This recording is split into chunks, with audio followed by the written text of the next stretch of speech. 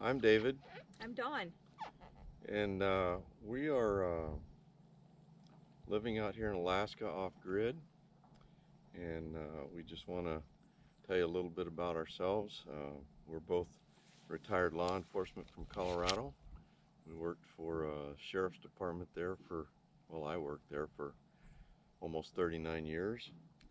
In almost 29 years for me. We wanted to get away from, well, everything. Yeah, be a little more independent. There got to be too many people in Colorado, and Yeah. It's something we've always kind of talked about and always kind of dreamed about, and we just started researching our options and found a really wonderful place.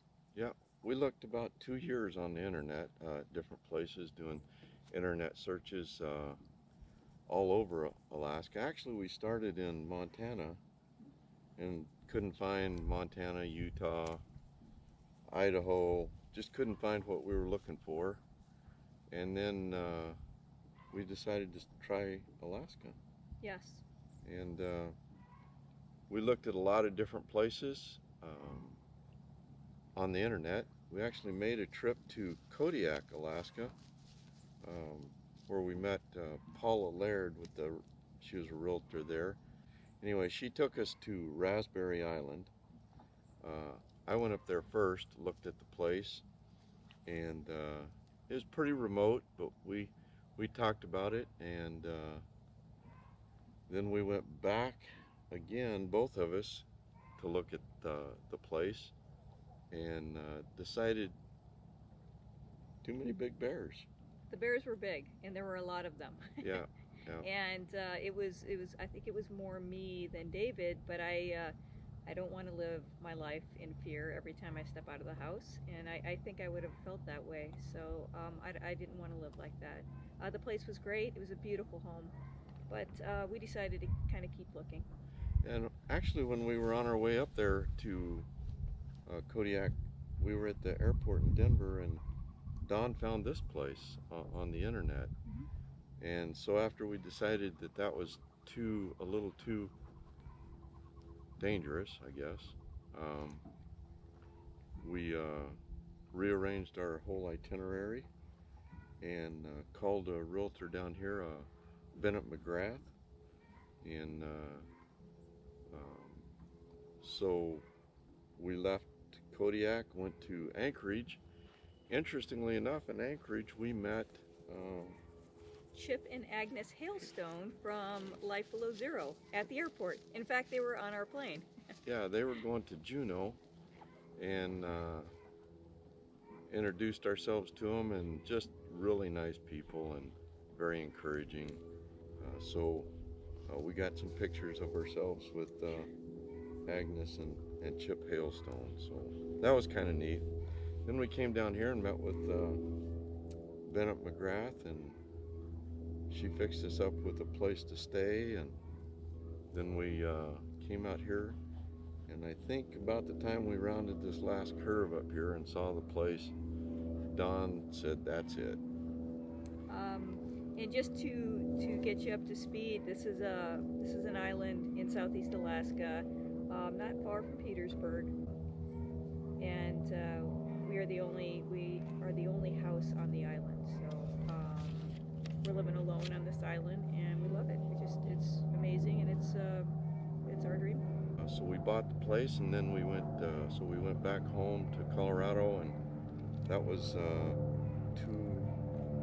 two and a half years ago. Yes. So then we decided it would be 2 years before we would retire, and so then we started our process of getting ready to move.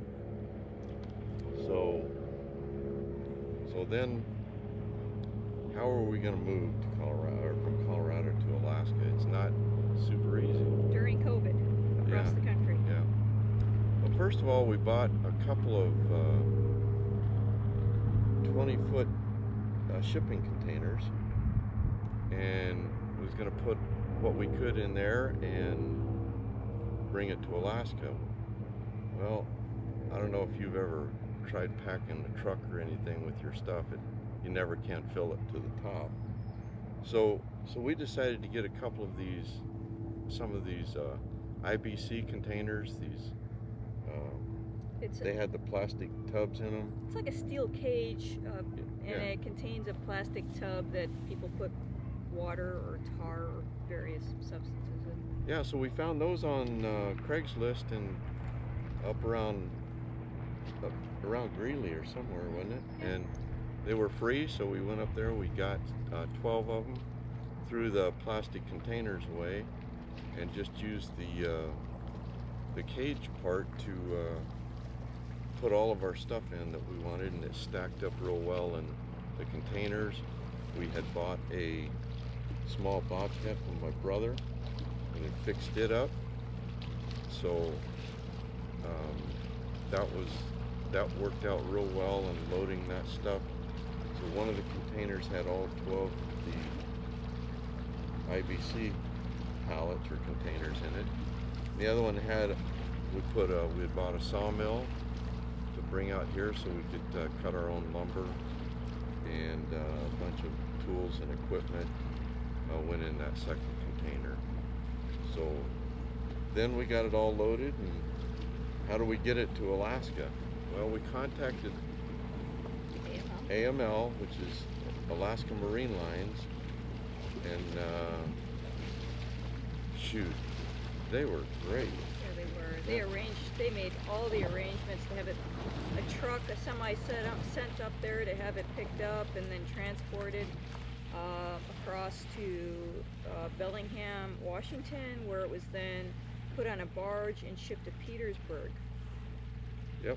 So everything in our lives were packed into two 20-foot shipping containers and shipped to Petersburg. We loaded the dogs up in the car and drove to Seattle, and then took a plane to Petersburg. Yep. Put the truck on AML. Put the truck on AML as well with our shipping containers. Correct. And so when we got here, everything was here. Yes. So when we bought it, we knew that there were some issues with it that would need to be addressed, and things that needed repair, and it was just, you need to take the good with the bad, or the bad with the good, I guess I should say. And we were okay with that. We just decided that, you know, if whatever needs to be changed so that it can be lived in year round, we'll make those changes. It was actually used as a fishing lodge for many years, and we had considered using it as a lodge for a while and using it to VRBO, and we've decided, mostly because of COVID and the limitations for travel out here, after years, we decided to just go ahead and live in it. Yep. Yeah, so we had our shipping containers in Petersburg. Well, how do you get them out to an island? Well, we had a difficult time with that, and we got here in late May or early June. Mm-hmm. And then by the July, we still didn't have our stuff out here.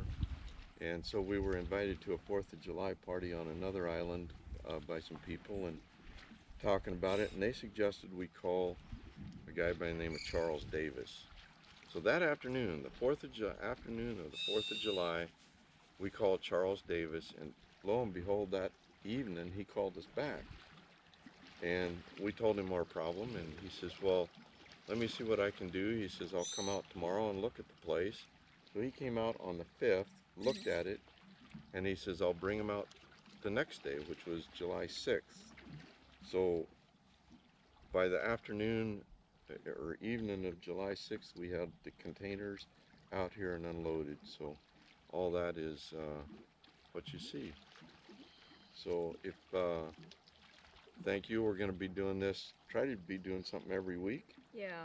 And just our daily life out here, repairs, whatever we're working on, whether it's fishing or crabbing or doing some repairs around the house, making it more livable for us. It was in a basically an unlivable state when we got here. So we needed to do quite a bit of work on it just to make it livable with the water situation and several other things. So it's constantly a work in progress, and so we'll have quite a few videos to upload to YouTube. But we're enjoying it while we're doing it, and we're learning as we go. We're new to this too, but so we'll show you kind of what we're doing out here. Yep. You know, and some of the things we've done, we've made mistakes, and some of them have been a little bit costly that we've done, that just dumb stuff that I can figure out to do and make things worse. But overall, it's getting better. So enjoy this. Hope you um, like the adventure that we're gonna have, and if you like it, Hit subscribe. hit subscribe. Yeah. All right. All right. Thank you, and enjoy the video. Stay safe.